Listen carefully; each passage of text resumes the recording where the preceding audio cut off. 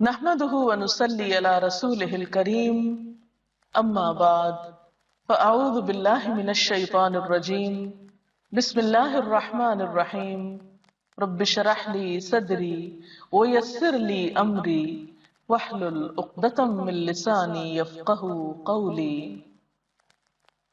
ناظرین، ہماری آج کی گفتگو کا موضوع ہے اعتکاف۔ اعتکاف کا لفظ آپ کے لیے کچھ نیا لفظ نہیں۔ رمضان کا نام آتے ہی اعتکاف کا خیال بھی آتا ہے، اور خاص طور پر جب رمضان کا دوسرا عشرہ اپنے اختتام کو پہنچتا ہے تو بہت دفعہ آپ اعتکاف کا لفظ سنتے ہیں۔ اعتکاف کیا چیز ہے؟ اعتکاف کا کیا معنی ہے؟ اعتکاف عربی زبان کا لفظ ہے، عین کاف فے سے بنا ہے۔ اس کا لفظی معنی ہوتا ہے ٹھہر جانا، جم جانا، اور پھر یہ جم کر ایک جگہ رک کر عبادت کرنے کے لیے استعمال ہوتا ہے۔ اسلام کی اصطلاح میں اعتکاف اس کو کہتے ہیں کہ نیت کر کے مسجد میں رہے انسان، اور سوائے ضروری حاجات کے جو مسجد میں پوری نہ ہو سکتی ہوں مسجد سے باہر نہ جائے۔ قرآن پاک میں اللہ سبحانہ وتعالیٰ فرماتے ہیں وَأَنْتُمْ عَاكِفُونَ فِي الْمَسَاجِدِ، تو گویا یہ مسنون عبادت دراصل مسجد میں ہوتی ہے۔ اعتکاف ایک ایسی عبادت ہے جس کا بہت اجر و ثواب ہے۔ اعتکاف کے بارے میں قرآن پاک میں سورۃ البقرہ میں آیت نمبر 187 میں آتا ہے وَلَا تُبَاشِرُوهُنَّ وَأَنْتُمْ عَاكِفُونَ فِي الْمَسَاجِدِ تِلْكَ حُدُودُ اللَّهِ فَلَا تَقْرَبُوهَا كَذَلِكَ يُبَيِّنُ اللَّهُ آيَاتِهِ لِلنَّاسِ لَعَلَّهُمْ يَتَّقُونَ، اور جب تم مسجدوں میں حالت اعتکاف میں ہو تو بیویوں سے مباشرت نہ کرو، یہ اللہ کی باندھی ہوئی حدیں ہیں، ان کے قریب نہ پھٹکنا۔ اس طرح اللہ اپنے احکام لوگوں کے لیے بصراحت بیان کرتا ہے، توقع ہے کہ وہ غلط رویے سے بچیں گے۔ اس آیت سے یہ بات پتہ چلتی ہے کہ اعتکاف مساجد میں ہوتا ہے۔ اگرچہ اعتکاف رمضان کے علاوہ بھی ہوتا ہے، لیکن رمضان میں اعتکاف فرض کفایہ کی حیثیت رکھتا ہے، اس لیے عموماً اعتکاف رمضان میں ہی کیا جاتا ہے۔ اعتکاف ایک دن کا بھی ہو سکتا ہے اور زیادہ کا بھی۔ نبی صلی اللہ علیہ وسلم عموماً آخری عشرے میں اعتکاف فرمایا کرتے تھے۔ آپ کے اس طرز عمل کے بارے میں حضرت ابو ہریرہ رضی اللہ تعالی عنہ بیان کرتے ہیں کہ نبی اکرم صلی اللہ علیہ وسلم کے سامنے ہر سال ایک بار قرآن پڑھا جاتا۔ جس سال آپ نے وفات پائی اس سال آپ کے سامنے 2 بار قرآن مجید ختم کیا گیا۔ اسی طرح ہر سال آپ 10 دن اعتکاف فرماتے، لیکن جس سال آپ نے وفات پائی 20 دن کا اعتکاف فرمایا۔ حضرت عائشہ سے روایت ہے نبی صلی اللہ علیہ وسلم رمضان مبارک کا آخری عشرہ اعتکاف فرمایا کرتے تھے، یہاں تک کہ آپ نے وفات پائی۔ آپ کے بعد آپ کی ازواج مطہرات نے بھی اعتکاف کیا۔ اس سے پتہ چلتا ہے کہ یہ عبادت مردوں کے علاوہ خواتین بھی کر سکتی ہیں۔ حضرت عائشہ رضی اللہ تعالیٰ عنہ فرماتی ہے کہ اعتکاف کرنے والوں کے لیے اعتکاف کے معاملے میں سنت یہ ہے کہ وہ نہ مریض کی عیادت کرے، نہ جنازے میں جائے، نہ عورت کو ہاتھ لگائے، نہ اس سے مباشرت کرے، نہ کسی حاجت کے لیے مسجد سے نکلے، بجز اس حالت کے کہ جس کے لیے مسجد سے نکلنے کے سوا کوئی چارہ نہ ہو، اور اعتکاف روزے کے بغیر نہیں ہوتا۔ اگرچہ اعتکاف کے لیے ہر شخص اپنی مرضی کے مطابق اپنا ایک ٹائم ٹیبل بنا سکتا ہے، لیکن سہولت کے لیے یہاں پر چند ایسی باتوں کا ذکر کیا گیا ہے جو اعتکاف کرنے والوں کے لیے مفید ہو سکتی ہیں، کیونکہ کوئی بھی کام اگر پلاننگ کے ساتھ کیا جائے، اچھے طریقے سے کیا جائے، تو اس کا اجر و ثواب بھی کئی گنا بڑھ جاتا ہے اور انسان کا وقت بھی زیادہ بہتر طور پر استعمال ہوتا ہے۔ نمونے کا ایک ٹائم ٹیبل حاضر خدمت ہے۔ مثلا دن کا آغاز صبح اٹھنے سے ہوتا ہے، اعتکاف میں اگر آپ رات کے تیسرے پہر اٹھ جائیں اور اللہ پاک کے حضور مناجات کریں، دعائیں مانگیں، ذکر اذکار کریں، نوافل پڑھیں، تو وہ وقت عبادت کے لیے نہایت بہترین ہے۔ حضرت ابو ہریرہ رضی اللہ تعالی عنہ سے روایت ہے کہ رسول اللہ صلی اللہ علیہ وسلم نے فرمایا، ہمارا رب جب آخر تہائی حصہ رات کا باقی رہ جاتا ہے تو آسمان دنیا پر اترتا ہے اور فرماتا ہے، کون مجھ سے دعا کرتا ہے کہ میں اس کی دعا قبول کروں؟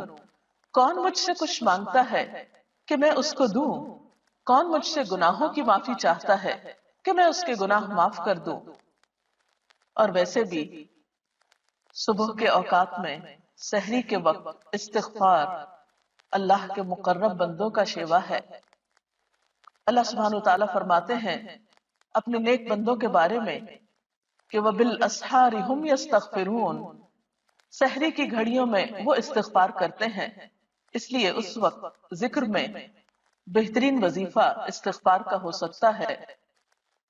ذکر و اذکار کے بعد سحری کے وقت آپ سحری بھی کھا سکتے ہیں۔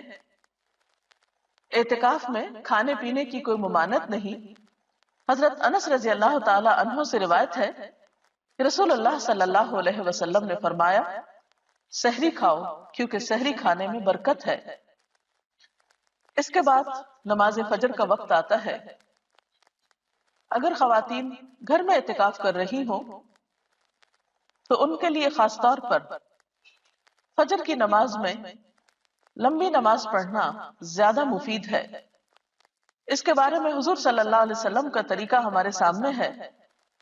بخاری کی روایت ہے کہ آپ صلی اللہ علیہ وسلم صبح کی نماز سے اس وقت فارغ ہو جاتے جب ہم میں سے کوئی اپنے پاس بیٹھنے والے کو پہچان لیتا۔ آپ اس میں یعنی فجر کی نماز میں 60 آیتوں سے لے کر 100 آیتوں تک پڑھتے تھے۔ تو اس سے پتہ چلتا ہے کہ ایک تو فجر کی نماز ذرا جلدی شروع کر لینی چاہیے یعنی وقت ہوتے ہی اندھیرے میں۔ دوسرا یہ کہ وہ تمام نمازوں سے زیادہ لمبی نماز ہونی چاہیے جس میں 60 سے 100 آیات تک پڑھی جائیں اگر زبانی یاد ہو، اور اس کے لیے ظاہر ہے کہ پھر زبانی قرآن پاک یاد کرنے کی بھی کوشش کرنی چاہیے، تبھی سنت پر عمل ہو سکتا ہے۔ نماز فجر کے بعد صبح شام کے مسنون اذکار پڑھے جا سکتے ہیں۔ قرآن پاک میں اللہ سبحانہ وتعالی فرماتے ہیں، یا ایھا الذین آمنوا اذکروا اللہ ذکرا کثیرا وسبحوہ بکرۃ واصیلا، اے لوگو جو ایمان لائے ہو اللہ کو کثرت سے یاد کرو اور صبح و شام اس کی تسبیح کرتے رہو۔ نبی اکرم صلی اللہ علیہ وسلم نے بھی فرمایا کہ مجھے ایسے لوگوں کے ساتھ بیٹھنا حضرت اسماعیل علیہ السلام کی اولاد میں سے 4 غلاموں کو آزاد کرنے سے زیادہ پسند ہے جو نماز فجر سے طلوع آفتاب تک اللہ کا ذکر کرتے ہیں۔ تو اس سے پتہ چلتا ہے کہ یہ وقت ذکر کے لیے بہت بہترین ہے اور ایسے لوگوں کے ساتھ بیٹھنے کو جو اس وقت ذکر کر رہے ہوں اللہ کے رسول صلی اللہ علیہ وسلم نے پسند فرمایا ہے، اور جس کی محفل میں اللہ کے رسول صلی اللہ علیہ وسلم بیٹھنا پسند کرے پھر اس کی شان کیا ہو سکتی ہے، اس سے بڑھ کر اس کے لیے اعزاز کیا ہو سکتا ہے۔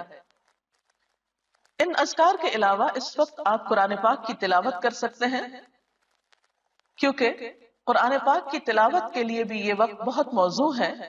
سورۃ بنی اسرائیل میں اللہ تعالیٰ فرماتے ہیں، ان قرآن الفجر کان مشہودا، بے شک صبح کا قرآن حاضر کیا جاتا ہے، یعنی اس وقت فرشتے حاضر ہوتے ہیں۔ پھر اسی طرح اگر آپ اپنے اعتکاف ہی کی جگہ پر نماز، ذکر، تلاوت کے بعد سورج طلوع ہونے کا انتظار کریں، ذکر میں مشغول رہیں حتیٰ کہ نماز اشراق کا وقت ہو جائے تو اس کو بھی ساتھ ہی ادا کر لیں۔ حضرت انس رضی اللہ تعالی عنہ سے روایت ہے کہ رسول اللہ صلی اللہ علیہ وسلم نے فرمایا، جس آدمی نے فجر کی نماز جماعت سے پڑھی پھر سورج طلوع ہونے تک بیٹھ کر اللہ کا ذکر کرتا رہا اور 2 رکعت نماز ادا کی یعنی اشراق کی نماز، اسے ایک حج اور ایک عمرے کا ثواب ملے گا۔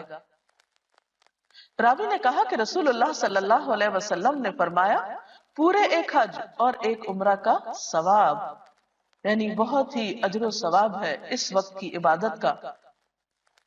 اشراق کے نوافل کے بعد اگر آپ اپنے اعتکافی کی جگہ پر بیٹھ کر مزید کچھ قرآن پاک وغیرہ پڑھنا چاہیں تو ایسا بھی آپ کر سکتے ہیں، اور پھر مزید نوافل بھی پڑھ سکتے ہیں، کیونکہ حضور صلی اللہ علیہ وسلم نے فرمایا، اللہ تعالیٰ ارشاد فرماتا ہے، اے آدم کے بیٹے، دن کے شروع میں میرے لیے 4 رکعت نماز ادا کر، میں تیرے سارے کاموں کے لیے کافی ہو جاؤں گا۔ اس نماز کو چاشت کی نماز کہا جاتا ہے۔ اگر کچھ سستی یا تھکاوٹ محسوس ہو رہی ہو تو بہتر ہے کچھ دیر اب آپ آرام کر لیں۔ آپ لیٹ کر بھی ذکر اذکار کر سکتے ہیں، تھوڑی دیر کے لیے سو بھی سکتے ہیں، لیکن اگر آپ اپنی طبیعت اچھی پاتے ہوں تو بہتر ہے کہ اب آپ کچھ وقت مطالعے کے لیے نکالیں۔ دینی کتابوں کا مطالعہ، قرآن پاک کی تفسیر پڑھنا، اور اگر آپ پڑھ نہ سکتے ہوں تو کیسٹ لگا کر سننا، اور دینی کتب کو جو آپ کے روزمرہ کی دینی مسائل سے متعلق ہوں یا اخلاق اور کردار کو سنوارنے والی ہوں، ان کو آپ اپنے زیر مطالعہ رکھ سکتے ہیں، کیونکہ طلب العلم فریضۃ علی کل مسلم، علم کا حاصل کرنا، طلب کرنا ہر مسلمان پر فرض ہے۔ اور ویسے بھی علم کے سیکھنے اور سکھانے والے اللہ تعالیٰ کے محبوب بندے ہیں۔ پھر اس کے بعد ظہر کی نماز طویل ادا کریں، نوافل بھی پڑھ سکتے ہیں مزید، پھر تھوڑا سا قیلولہ آپ کر سکتے ہیں، کیونکہ اس سے آپ کو تہجد کے وقت اٹھنے میں، رات کو جاگنے میں سہولت ہو سکتی ہے۔ نماز ظہر کے بعد، قیلولہ کے بعد آپ کچھ وقت قرآن پاک کی کچھ سورتوں کو حفظ کرنے کے لیے، اور اگر آپ حافظ قرآن ہیں اللہ کے فضل سے، تو اپنے دہرائی کے لیے اس وقت کو استعمال کر سکتے ہیں، کیونکہ قرآن پاک اگر دہرایا نہ جائے تو انسان کو بھول جاتا ہے۔ عصر کی نماز بھی اسی طرح خوب اچھی طرح ادا کریں، طہارت وغیرہ کا اچھا اہتمام کریں، اور عصر کی نماز کو تاخیر سے نہیں پڑھیں، کیونکہ آپ صلی اللہ علیہ وسلم نے دھوپ کے پیلا پڑنے پر عصر کی نماز پڑھنے والے کو منافق قرار دیا ہے۔ اور قرآن پاک میں بھی اس نماز کی حفاظت کی بہت تاکید آئی ہے، حافظوا علی الصلوات والصلاة الوسطى وقوموا للہ قانتین، اپنی نمازوں کی حفاظت کرو، خصوصاً درمیانی نماز کی، اور اللہ کے آگے اس طرح کھڑے ہو جاؤ جیسے فرما بردار غلام کھڑے ہوتے ہیں۔ عصر سے لے کر مغرب تک کا وقت، اس میں آپ تسبیحات کر سکتے ہیں، اور اس وقت بھی ذکر کرنا نہایت پسندیدہ ہے۔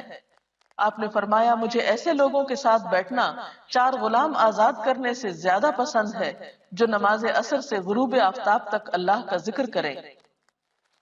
اس وقت بھی آپ صبح شام کی دعائیں پڑھ سکتے ہیں۔ اس کے علاوہ کچھ اور تسبیحات، مثلا سبحان اللہ و بحمدہ سبحان اللہ العظیم، استغفر اللہ ربی من کل ذنب و اتوب الیہ، اللہم صلی وسلم علی نبینا محمد، لا حول ولا قوة الا باللہ العلی العظیم، لا الہ الا انت سبحانک انی کنت من الظالمین، یا حی یا قیوم برحمتک استغیث۔ یہ ذکر کے کچھ مخصوص کلمات ہیں